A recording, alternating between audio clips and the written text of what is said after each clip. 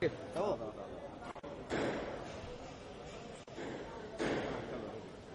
ঘোষের পক্ষ থেকে আজকে আপনার আবেদনটা কি ছিল এবং কি হলো? আমাদের দুটো আবেদন ছিল। একটা হচ্ছে কুণাল ঘোষ আজকে দীর্ঘ 26 দিন হয়ে গেছে, আজকে 27 দিন চলছে, হাঙ্গার স্ট্রাইক করছে।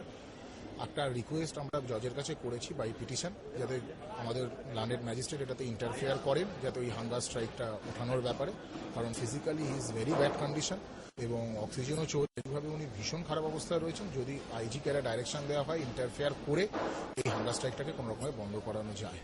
আর একটা আবেদন আমরা করেছি যে RC4 দুটো চার্জশিট সিবিআই ফাইল করেছে, কিন্তু দুটোই একই অ্যালিগেশন রয়েছে কুণাল ঘোষের এগেনস্টে। আমাদের বক্তব্য এটা শুধুমাত্র ওনাকে জেলের ভেতরে আটকে রাখার জন্য করা হয়েছে, সেটা যাতে কোর্ট একটা রিপোর্ট কল ফর করে সিবিআই এর কাছ থেকে, করে এর একটা এক্সপ্লেনেশন চায় কেন এই ধরনের দুখানা চার্জশিট এক আসামির এগেনস্টে থাকছে একই ঘটনার পরিপ্রেক্ষিতে। তো সেই